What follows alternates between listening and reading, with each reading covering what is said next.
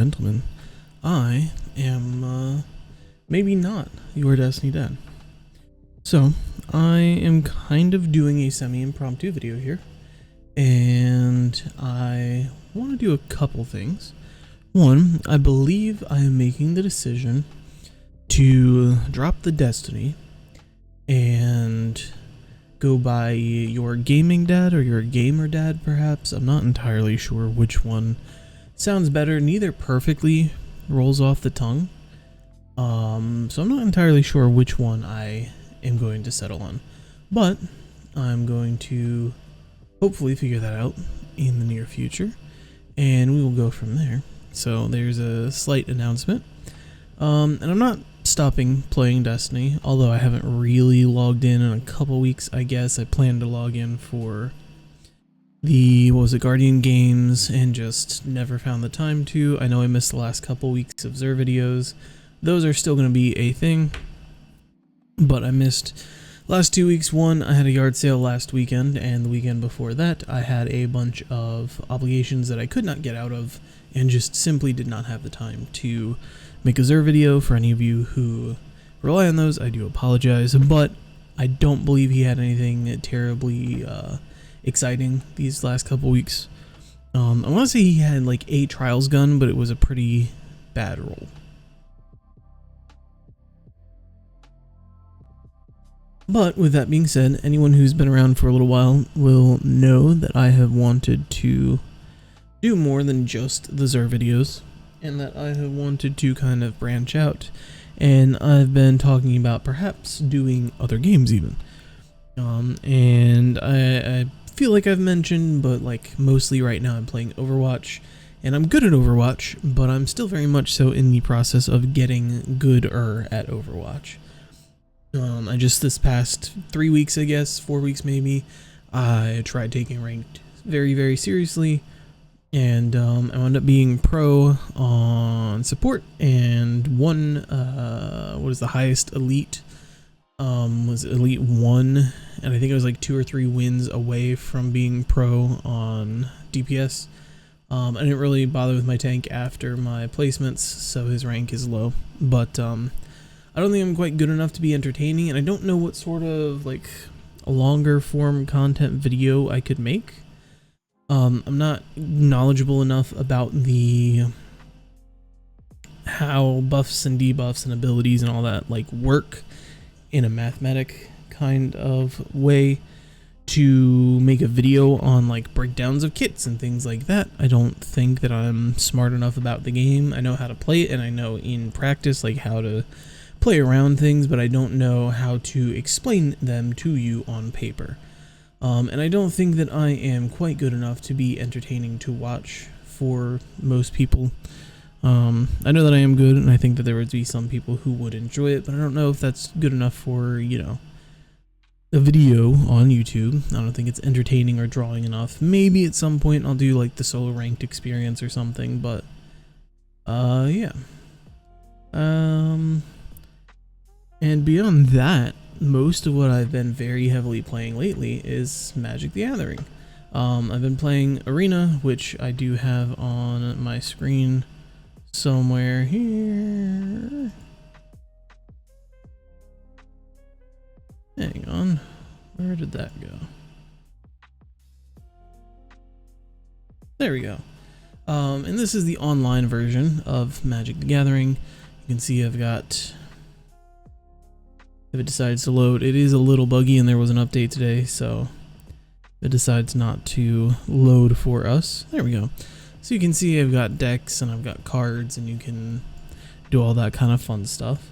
And I also have out here for us one of my actual decks that I have in paper. And I want to kind of cover two things, I suppose. One, I kind of want to do like, I don't know if deck tech is the proper term here, but I do want to talk about this deck because it is a favorite of mine. It is one of my more straight to like competing, no nonsense, like little to no tomfoolery kind of decks that I have. I am a person who enjoys doing dumb stuff and making it work. And this is just one of those decks where I built it because I wanted to win with it, and I kind of cut out a lot of the goofy fun stuff. And I think for showing it off, I'm just proud of what the deck is and how it functions. And the other thing is I want to talk about the foundation of Magic. On this channel, I have always tried to have the vibe, I guess for lack of a better word, of your dad who you can just sit down with and ask a question, right? You sit down, hang out on the back porch, get, cold lemonade and say, hey dad, what are your thoughts about this? How do you do this? Teach me how to do that. And obviously, usually those kinds of questions are, how do you mow a lawn? How do you fix a car? And I'm coming at it from the perspective of, how do you play a video game? But I do think that it's still a good vibe, and I like it, and I want to keep it with that. More and more, a lot of different games have this identity in their communities where if you are a new player, you're treated like you're stupid because you don't know something. And I'm not entirely against gatekeeping. I think that there are a lot of hobbies and a lot of games and a lot of media that would have been better off had they not gotten popular and mainstream. But I do believe that you should also give people the chance to try out your hobby. And if someone is trying out your hobby, you should help them do that instead of ostracize them or make them feel stupid for not knowing something. So, we're going to start off with a breakdown of what Magic the Gathering is. So, what is Magic the Gathering? Well, Magic the Gathering is a trading card game. Some people say a trading card game, some people say a collectible card game. Frankly, I don't know what the difference between the two of them is, because if it's a trading card game, it's going to have a collectible value, and if it's a collectible, it's going to have trading value, and they're both games that you play with cards, so I don't really know what the difference between a TCG and a CCG is, but I have to assume that there is one, so if I'm stupid there, feel free to yell in the comments. Maybe you can teach me something. Anyway, Magic the Gathering is a trading card game where you can either buy single cards offline for their market value, or you can buy packs full of trading cards from a bunch of different retailers, and you open those packs, you collect those trading cards, and then you build a deck of cards out of them. Now, Magic the Gathering is unique from a lot of other games in the sense that it's not totally straightforward. I've had people ask me, what is Magic the Gathering? And sure, you can give this simple answer of, it's a card game, because it is. But, well, how do you play Magic the Gathering? Well, that is where it gets tricky. So, for anyone who's familiar with games like Roblox, right?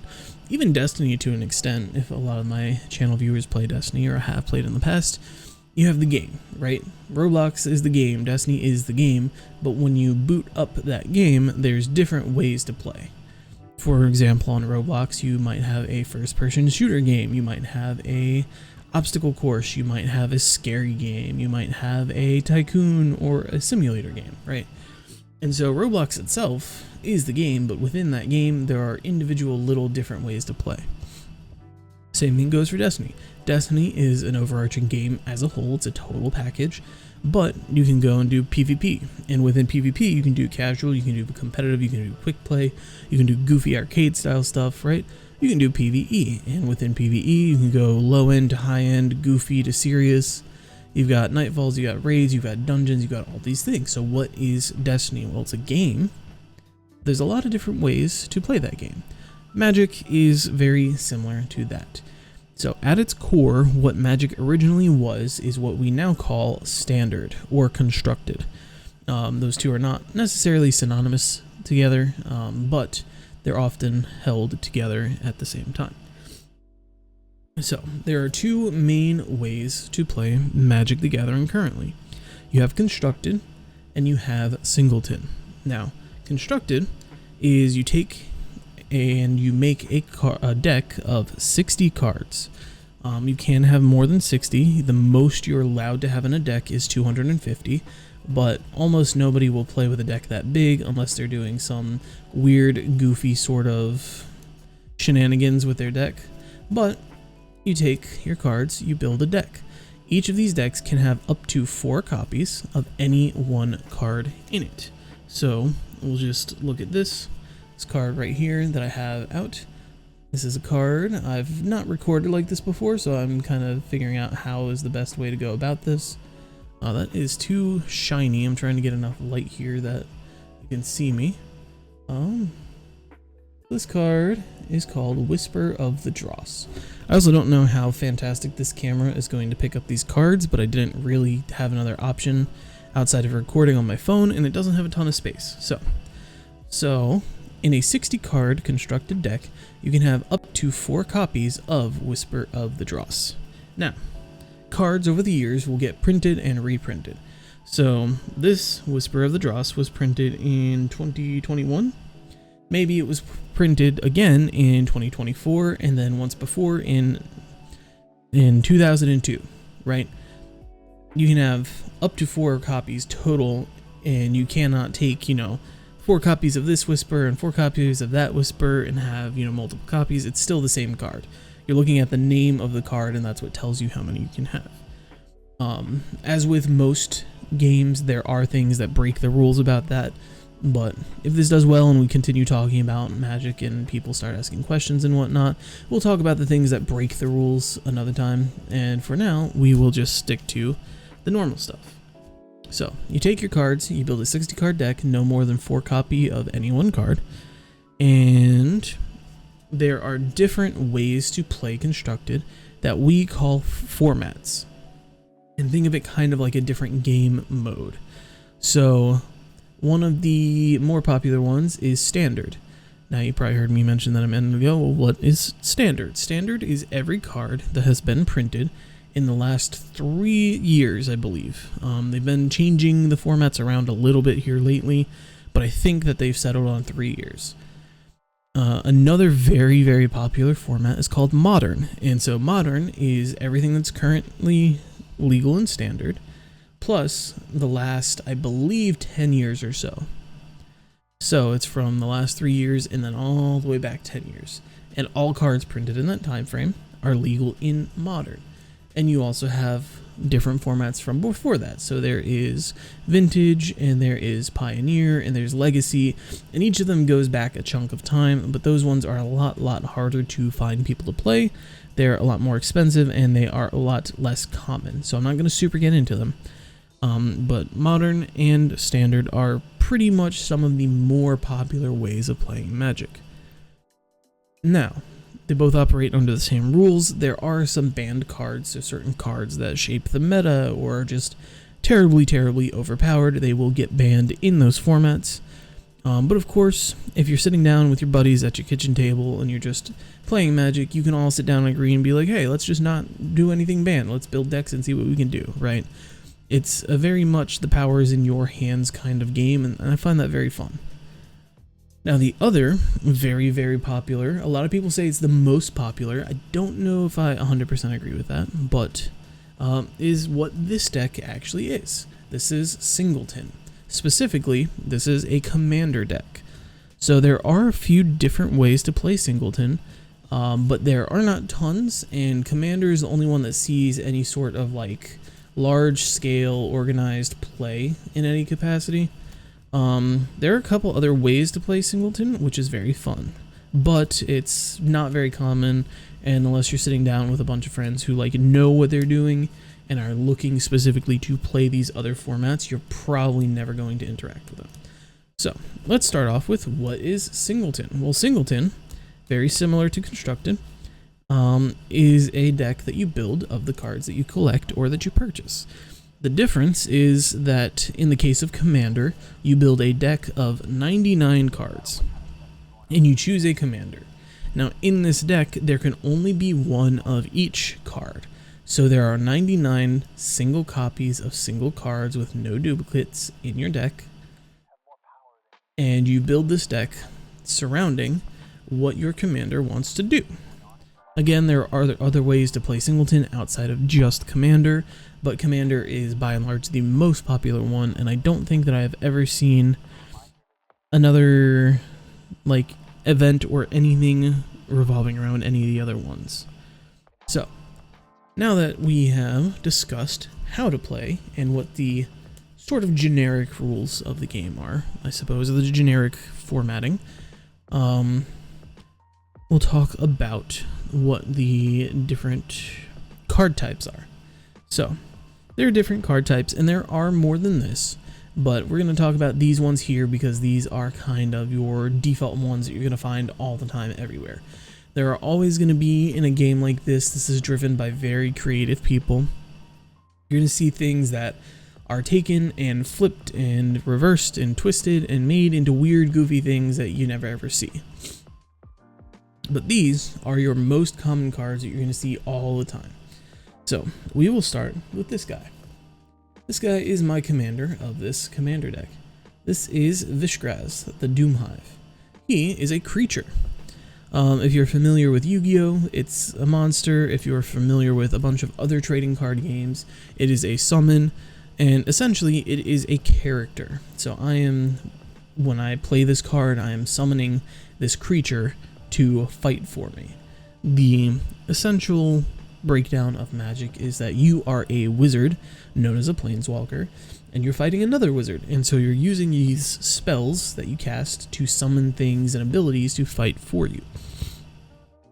So these are your monsters, your creatures, your summons, whatever you want to call them as, and these are the guys. They're going to come down and they're going to be on your board. They're going to be the guys that are protecting you and helping you to be able to attack other players. There's all sorts of different subtypes. So I don't know how well this camera picks it up, but you can see right here it says creature, and then on the other side it tells you what kind of creature it is. So it says Phyrexian insect. So a Phyrexian is kind of like a eldritch horror monster in Magic, and an insect is, well, an insect. So there's all sorts of different types of creatures. There's cats, there's dogs, there's bugs, dragons, knights, warriors, ninjas, samurai. There's horrors, there's frogs, there's turtles, there's spiders, there's, zombies. There's just about anything that you can think of. And with those subtypings, you can pair those up with all sorts of different things. You can find synergies, you can do whatever. But these are the bodies that are going to be on your board, that are going to be protecting you and helping you to be able to attack when you choose to do so. Next up, let's cover another staple of Magic, land. Now these are land cards, and there are two main ways to look at land. But what is a land card? Well, a land card is what allows you to pay for the spells you want to cast. So like I said, we're basically RPing as a wizard. We need mana to cast our spells. So once per turn, you may play a land card from your hand. Again, there are things that break that rule, but we're not going to cover those. If a card says you can do something different than the basic rules, you just follow what the card says. So it's my turn. I play this land. It comes into the battlefield. And then one of these cards over here that I haven't talked about yet, let's say that I want to play this one. Well, this land gives me black mana, and this card costs 1 black mana. So I will tap my land. It will show the table that it is used, and I will have 1 black mana that I can spend. Then I will use that black mana to cast this spell. So each turn you get land. Each of your lands helps you pay for the cast of the different cards and spells that you are using. Now, what is the difference here? Well, I probably should have picked a truly basic. This is what we call a basic land. There are 5 different basic land types, and each gives you a different color of mana. There are swamps, mountains, islands, plains, and forests. Those will give you the colors of black, white, blue, green, and red. Now you can use them individually, you can pair them up with others, you can use all 5 at once, you can use 3 at a time. There's no restriction on the color combinations that you can use. But these are just basic. You play one from your hand each turn, they enter in, and as soon as you play it, you can tap it to get mana to spend on your spells that you want to cast. Now traditionally, these will, if you open up a pack, you're probably not going to get a land that looks like this. Because this is a fancy full art land is what this is referred to as. It is still basic for the rules, but it just is, it's a full page of art that's meant to look pretty instead of just being a trading card looking kind of deal. Probably should have gotten one of the plain ones just for the sake of the video, but I did not think that far ahead, so I apologize. But now, let's look at this. What is this? This is also a land. If you can see, again, if the camera is too fuzzy or doesn't focus well, I apologize. But this is also a land, but this is a non-basic land. So your basic lands are just basic, that's what they are. These are just the bare bones lands. These are going to fall into the same rules as the other cards. This has a card name up at the top. So there's not just land swamp, it's an actual named card. So in something like Commander or in something like Constructed, you can only have 1 copy or 4 copies respectively. Because your basics are just your bread and butter, you can have any number of these in any deck that you play. I forgot to mention that, you'll have to forgive me. So what does a non-basic do? Well, it gives you a non-basic ability. So for the case of this one, when I play it from my hand, it enters tapped. When it enters, I have to sacrifice it unless I tap an untapped permanent that I control, and I can tap it to add 1 mana of any color. So this deck is a 3-color deck, and in decks that are 2 or more colors, a lot of the times you'll run into an issue of needing certain colors, but you just don't have it in your hand at the moment. And lands like this are incredibly powerful to give you a color of your choice. There are also lands that give you multiple colors. There's 2s, there's 3s. There's some lands that give you 2 of 1. There's some lands that give you 1 of 2. There's all sorts of different crazy lands out there. But so how this would work, let's assume that I have this swamp on the battlefield. It's my turn and I want to play this command bridge. Well, it enters tapped, so I don't get to use its mana as soon as I play it, which makes it a little bit of a slower card, but the ability outweighs the pace. Then the next ability says when this enters, I have to sacrifice it, which means if I don't tap something, according to its rules, this will just die. So if I just play it and don't tap something, it just goes away. Goodbye. So this will enter, I have to tap something, so I will tap this, and now I get those 2 lands. But on my next turn, at the start of my turn, everything that I control untaps, and now I have 2 mana, and I can spend a black, and I can spend 1 mana of any color that I choose. So hopefully that made sense, and hopefully that was pretty straightforward. Up next, I believe that we're going to talk about 2 more card types that are instants and sorceries. Now these are your bread and butter, you know, old guy with a long white beard and a pointy blue hat pondering his orb type beat, right? These are your spells. Now, technically, according to the rules, everything in your deck is a spell, but these instants and sorceries are the most like what my brain associates with casting a spell. So, within Magic, there is timing or speed. There's not a technical term for it, I don't believe, but there are certain stages during each player's turn where they can do certain things, play certain cards, take certain actions. These are broken up into phases. So, a sorcery you can cast during your turn at your main phase and at your end phase. You cannot cast it while you're doing combat, and you can't cast it on someone else's turn. So, this is an example that I chose, and this is, trying to read backwards here, Edgar's Awakening. I'm looking at my other screen right here. My other screen is over here, and I'm trying to like read backwards and upside down. But for 3 and 2 black, so you need 5 mana total. It says return target creature card from your graveyard to the battlefield. So let's say my commander we talked about. Let's say somebody kills him and he's dead. He's in my graveyard. I can't do anything with him. He's just dead. Well, I tap my land and I cast this card. Now I get to bring him back to my battlefield because I spent the mana on this card. And it also has extra text and says if you discard Edgar's Awakening, I may pay a black. If I do, return target creature from my graveyard to my hand. So it has an alternate ability.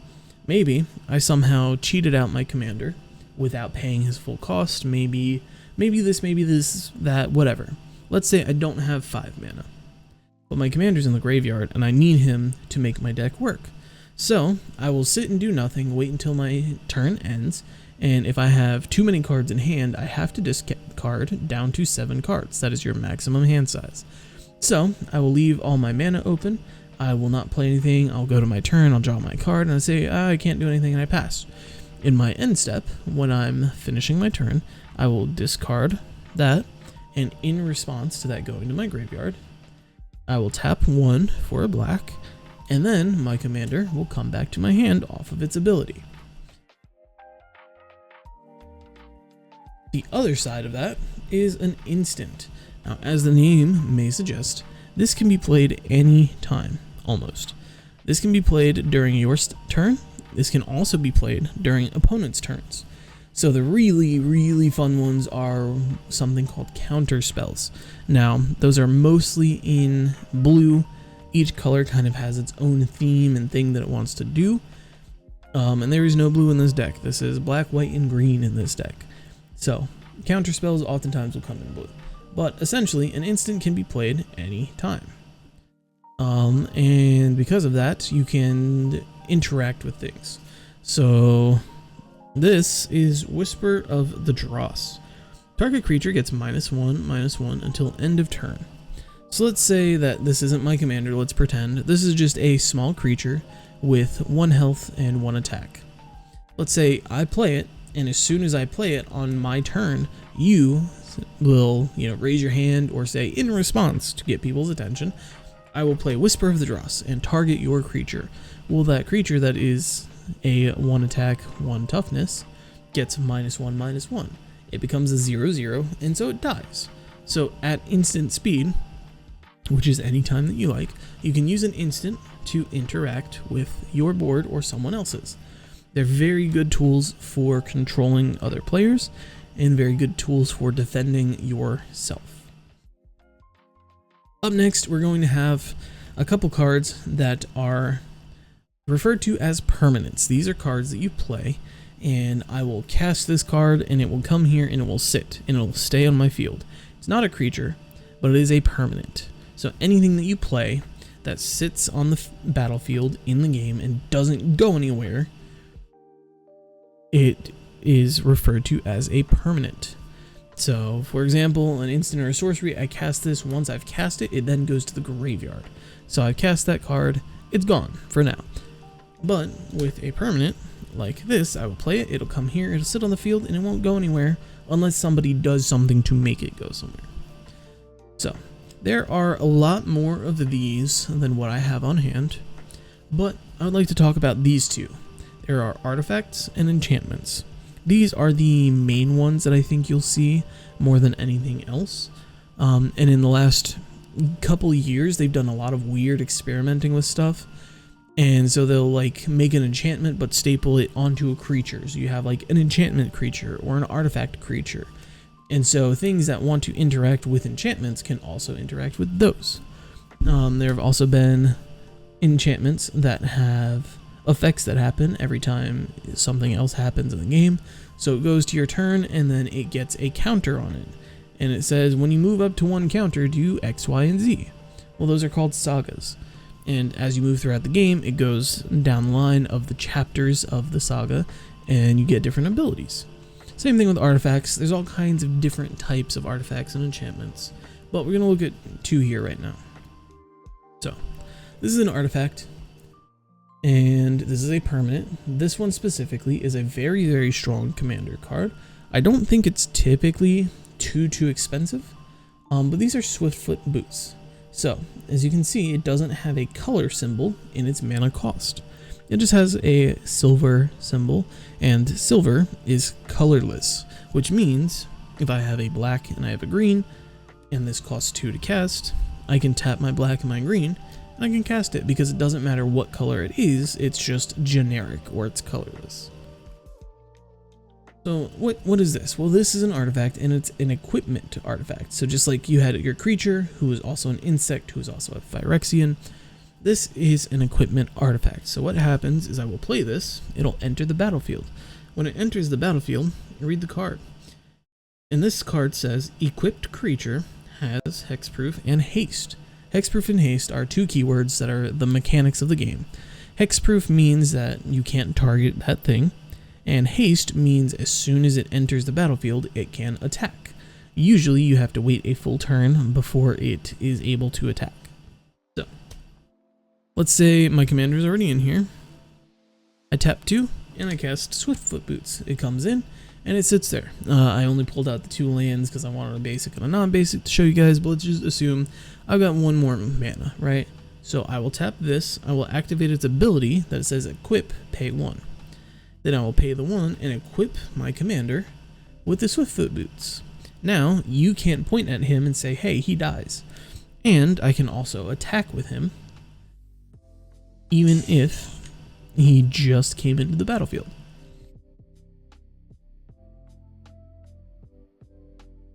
Now, like I said, there's a bunch of different other types of artifacts, but this is one that is pretty common, especially in Commander. Up next, we have enchantments, the other type of permanent. Again, there are more than just these 4 or 5 cards that I'm showing you, but I'm showing you the ones that I believe to be the most common. This is an enchantment. So, an enchantment comes down and typically it enchants something. So an artifact can sit there, an artifact can have a job, an artifact can do something. Think of it in the sense of like a video game, like an RPG, right? What would an artifact do? What would an enchantment do? Well, enchantment is a spell that you cast that attaches to something. An artifact is an item that you hold, right? So artifacts are typically items. In the case of equipments, there might be swords or boots or armor or whatever. In terms of other things, there are what you refer to as mana rocks, which is, I play this artifact and it says you can tap it to add a mana. So it's like a land, but you pay for it and it sits there and you can still write. It's all sorts of different things. So an enchantment will sit down on the battlefield and it will interact with the board in some way, whereas an artifact typically is an ability or an item that you get to use in some way. This one specifically is Vampiric Rites. Oops. And once again, I do have some fancy art on my cards. I tend to try and go for fancy art because I just like my decks to look pretty. Now, this is an enchantment. It costs 1 black to cast. And it says 1 and a black, so a generic and a black, 2 mana total. Sacrifice a creature, you gain a life, and draw a card. So let's say that this is on the battlefield, and my commander's on the battlefield. And let's say maybe I don't have anything in hand, and it looks like maybe I'm going to lose really soon, maybe I'm at really low health, maybe my commander's the only thing that's out, and he's not really doing much to help me right now. I will tap this for 1, tap this for black, I will sacrifice my commander. My commander will go to the graveyard, Vampiric Rites will say I gain a life, and I will draw a card. So now I can look at this and see, hey, maybe this will help me, maybe this won't. That is referred to as digging. You are digging for something in your library. But Vampiric Rites is a very strong card in certain types of decks. Obviously, as you can imagine, you kind of want to keep as much of your stuff as you can, but certain decks do get benefits from sacrificing or killing your own things. I enjoy those types of decks very much, and this deck is definitely one of them. Now those are your basic card types: creatures, instants and sorceries, lands, non-basic lands, enchantments, and artifacts. Those are the cards that you're going to run into most commonly. There are more other types of cards. I even have some in here. I know I looked by one earlier and thought about pulling out and did not. There are battles, there are sagas, there are all sorts of crazy, weird, wacky, fun stuff. One that I did not pull out, and I probably should have, is called a Planeswalker. So if you remember, I said that we're Planeswalkers. We're super powerful wizards who can travel between different dimensions in Magic the Gathering, referred to as planes. Now, there are Planeswalker cards, and think of them kind of like a creature, but a little bit not like a creature. It's almost like having another little buddy player that you can summon to fight with you. Let's say that this is a Planeswalker. I cast this and it sits here. It has a name, like a creature, but it can't attack and it can't block. Instead of having a power and a toughness, it will have ability counters. And in its abilities, it will tell you, hey, +1 on your counters to do this, -1 to do that. And typically speaking, good planeswalkers will have an ultimate ability. So, for example, maybe this one says +1, draw a card, -2, kill a creature, and then -10 is, take an extra turn, right? So what that means is this comes down, other players can attack it, so I have to use my creatures to defend my planeswalker. And I can put a +1 counter on it, the counter will tick up, I will draw a card. And then next turn, I could do the same thing. You can activate that ability once each turn. And then, if it's my turn and it has 10 on its ability counter, I can then -10 and take a whole extra turn after this one. And that is actually, I don't believe I got the stat numbers right, but that is actually what a certain planeswalker does in this game. And it's very strong. But the problem with planeswalkers is they just, even the ones that are really strong, get targeted super fast. So unless you have a good set of protection on board the second you put it down, your planeswalker is very much so in danger. There are some players who won't interact with them and will just let you do your thing. But there aren't many. Most people are scared of planeswalkers, even if they're not really strong.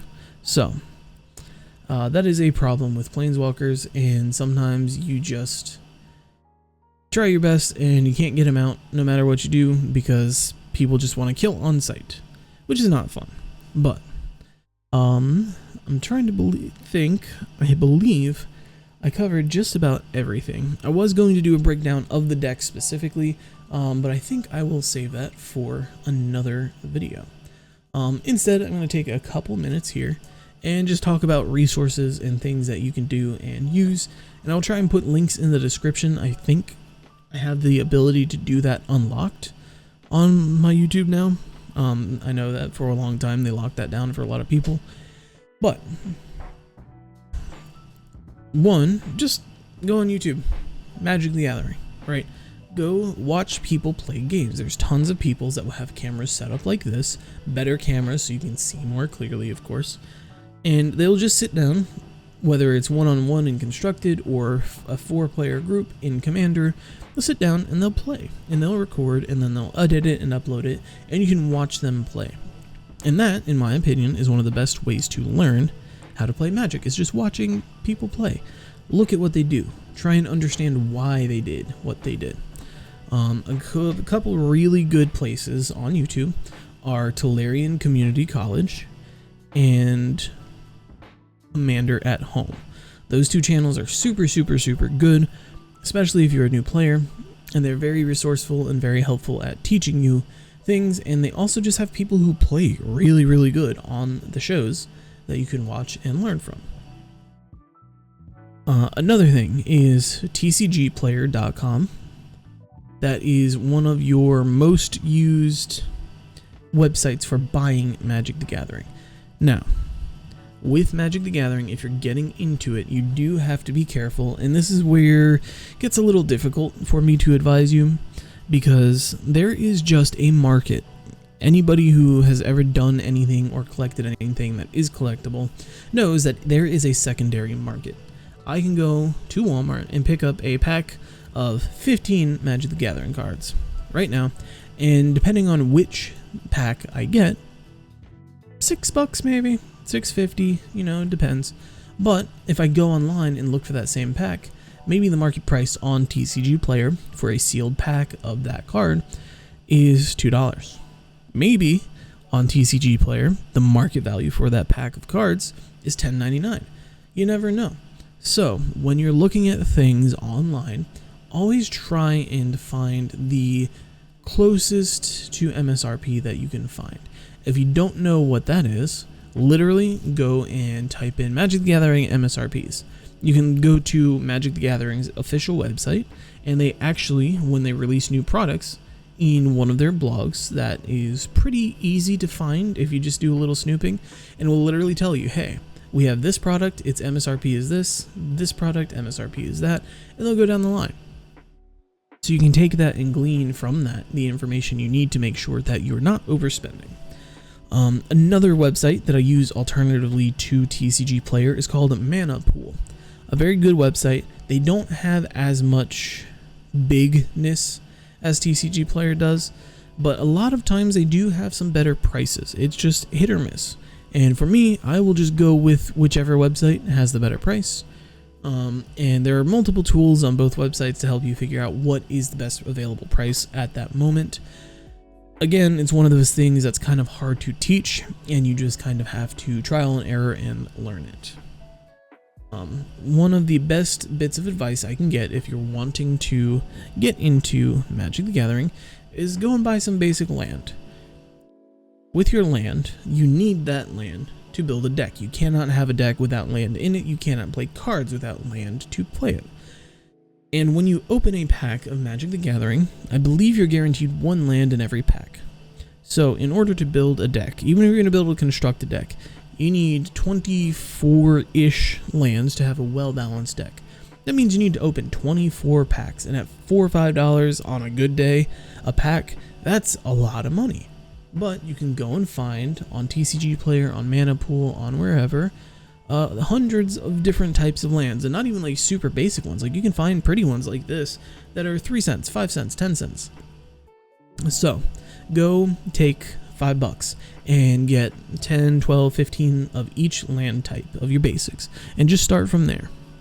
Then what you can do is you can go to Walmart, go to Target, find a local hobby and game shop near you, which is what I recommend doing, but not everybody has that, and buy 2, maybe 3 packs of Magic the Gathering cards. Open them up, look and see what the cards that are in there that you like, if it catches your eye from the art, if you like the colors, whatever. Build a 60 card deck using the cards that you open and the lands that you bought, shuffle it up and play it. Go online, download Magic the Gathering Arena and put that deck on Magic the Gathering Arena, and then play it and see. And I guarantee you it won't be good right away, and that's okay. It's a learning process to figure out how to build a deck, why you use a certain number of things versus a certain number of other things, and so on. And that kind of stuff kind of can be taught, but not the nuance of it. So go find super cheap lands. They exist. You don't have to buy a billion packs in order to have enough land to build a deck. You can go online and find them for 3 to 5 to 10 cents each. Buy whatever you like, and then go from there. Another couple great resources are for information on Magic the Gathering. The first one that I will mention is mtggoldfish.com. It is a data website and a blog ran by, I think there's 6 guys who run it now, all of which are fantastic, all of which are very good at the game, all of which are very knowledgeable at the game, and just really chill, dope guys. They do articles, they do deck text, they do breakdowns of why this card is in the meta, why this card is in the meta, why these 2 cards counter each other, why these 2 cards synergize with each other, and so on. And you can find deck lists, you can find all sorts of resources. For me, a really big thing of why I enjoy it is, let's just look.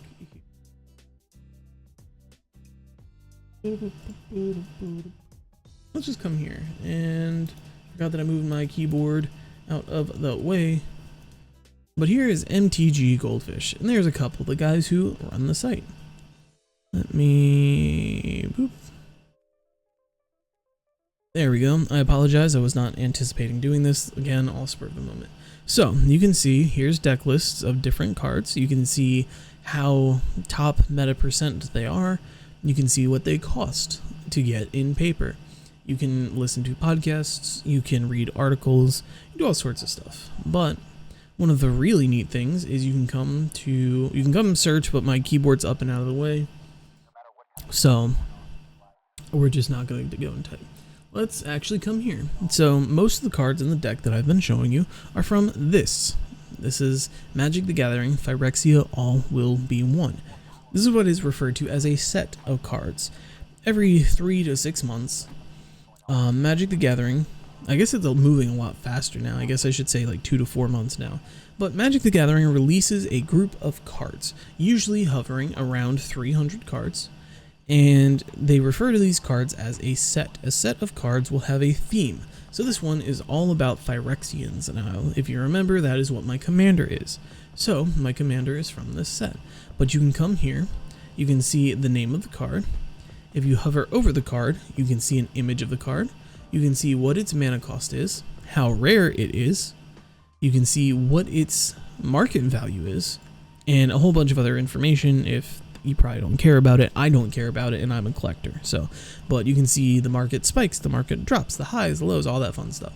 But your most information is going to be right here. Your market price currently, the rarity, mana value, and the card itself. So we can scroll down and we can, let's sort by the lowest, right? So see right down here. Here's some cards right here. Look at these. The lands from this set don't even have, like, they're below 10 cents in terms of market value. Now, are you just going to pick these up for free if you go to someone online and say, hey, give me all your lands for free? No, they're going to charge you for it. But you can see here, 16 cents is the cutoff, right? So look at this. Here's a mythic red card that is actually a decent card. It's actually a really solid card. In the right deck, this would be insane. But the thing is it's not super top tier meta, and people just don't care about it. So it's got a terribly cheap price. So you can come through here and you can see all these prices. You can look and see, oh, I need this kind of card that does that. Well, what about this one? Well, how much is it? So before you go to TCG Player, before you go to Mana Pool, before you go wherever, you can come here and see, okay, $20 is a fair price, or 20 cents is a fair price for a Saw Blade Scamp. So before you go and buy one, you can go and look up exactly how much you should be paying for one.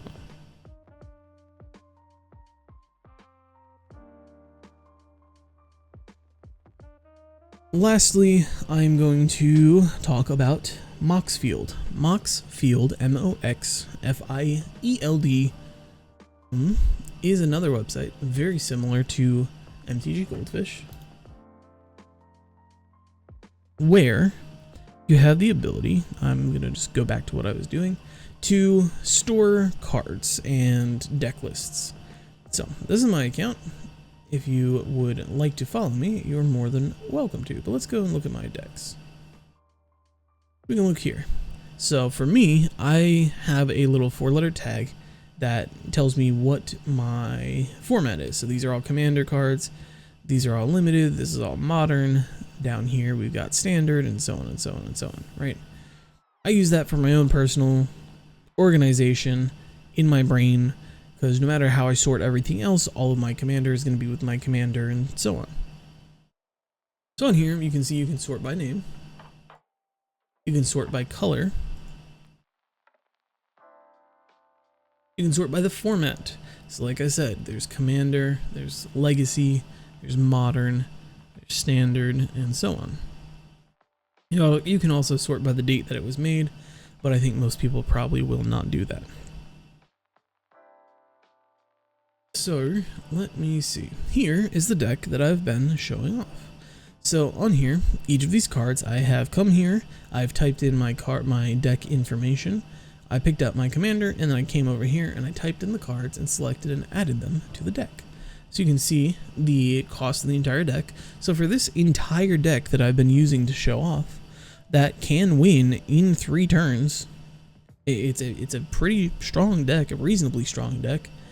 The entire total value is $78. So you can make a Magic the Gathering deck as expensive or as cheap as possible. Another one of my decks that I like a lot is this one right here. And this one is $530. It's another commander deck, right? Then I'll go down to the standard, which is the new stuff that is constructed. And we can see, like I have this. It's an $80 deck, right? And frankly, a lot of that cost is 4 copies of this one card. These are $16 a piece. 16 times 4 is 64. Did I do that math right? Yeah. So remove 64 from 83, It's like a $20 deck. So for this entire deck minus that one card, you got 20 bucks in there. Right? Now, is that card very strong? Sure, but if you're building a new deck and you're a new player, you don't have to super worry about the strongest card in the whole wide world. But then, on the other end, still in standard, we can come here, and this is almost a $300 deck. This is the same format, it's just a mono white deck, and it's got a bunch of pretty pricey stuff in it that is good, but again, it's expensive. So this will allow you to keep, sort, and organize all of your stuff, keep all your deck lists together. It will allow you to be able to have a shared library between your Magic Arena online account and your account here. And on top of that, you can even have a collection. I need to work on my collection, but you can add in the card that you have. You can add in the fancy art, right? So like, let's look at this card right here.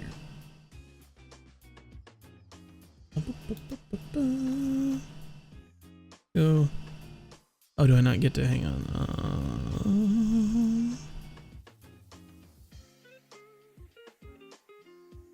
Hang on, there we go. Okay. A C O A C.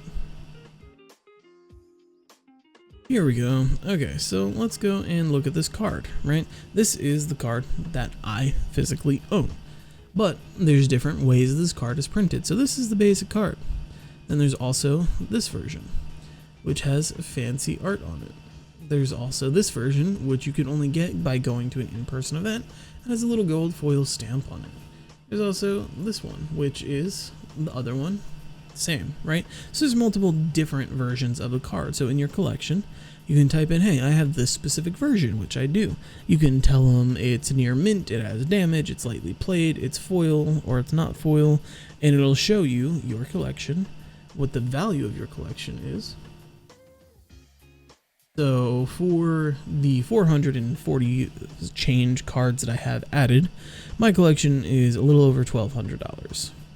Now, keep in mind, I've got a little over 10,000 cards, so this is just tip of the iceberg. I have a very large undertaking of wanting to actually digitize my entire collection and have it all in here at some point.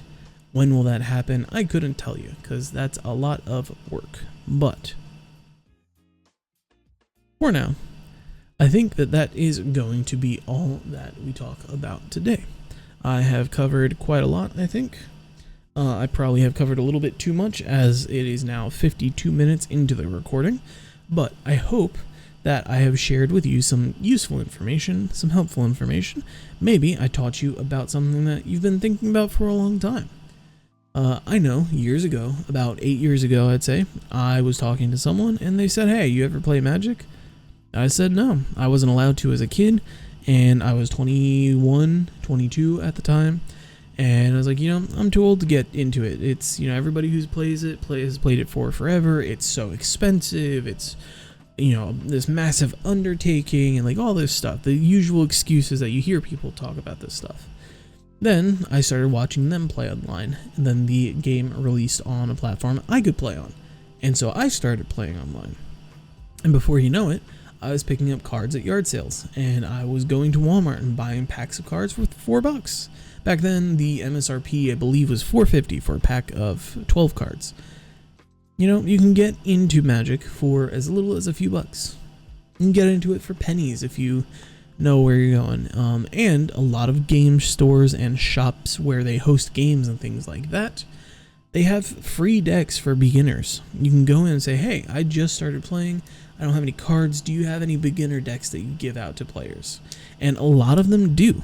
And it'll be simple, it won't be terribly strong, but it's something to get you started. One more thing, a bit of information to add before I go, and this will be the last thing. I, for a long time, did not know where to go and play. I didn't know, I looked online, I tried Googling, I tried searching locally, and nothing would ever come up. When I would search, it would just be, hey, go here and buy Magic. Go here to this website, and you can spend money, right? It was all marketing, and I understand that. That's people's jobs. But I wanted to find somewhere where I could go out and play, because I had been collecting, but I hadn't been playing, at least not in paper. I played digitally.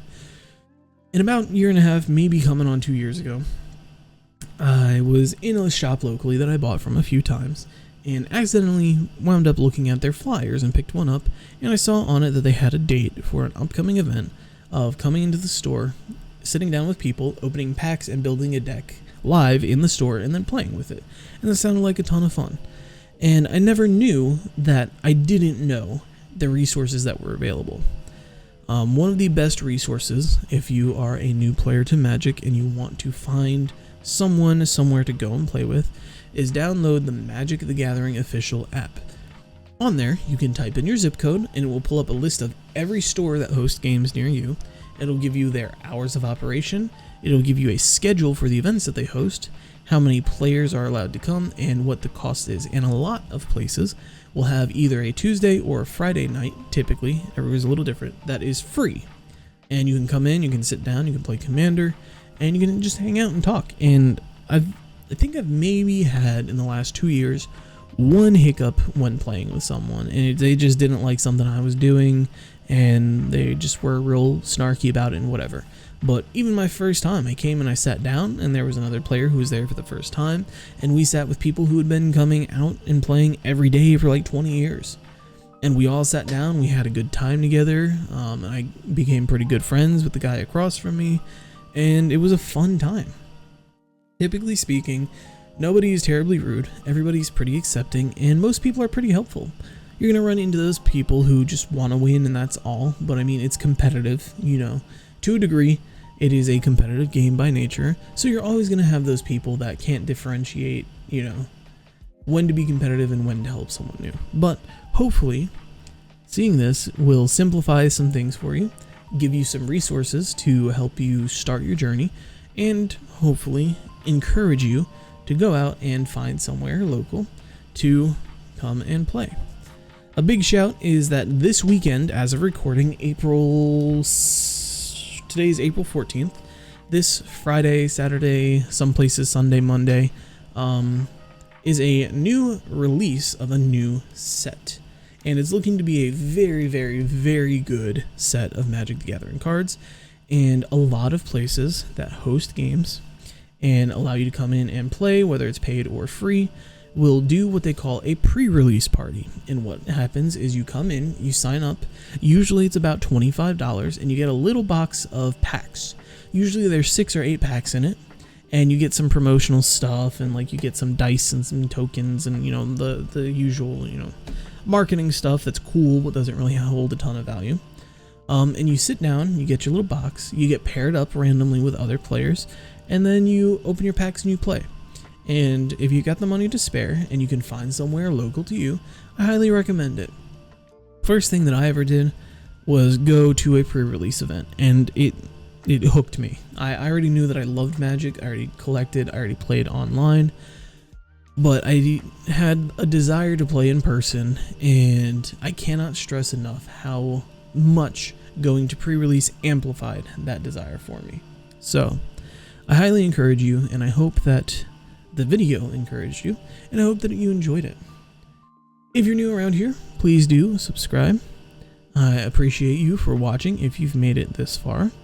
It is still a journey and a process of figuring out exactly what I want to do with the channel, but I am hopeful that maybe some Overwatch, maybe at some point if I start playing Fortnite again when they fix their issues, and just other games in general, besides just Destiny, will allow me to be a little more creative and do a little more stuff.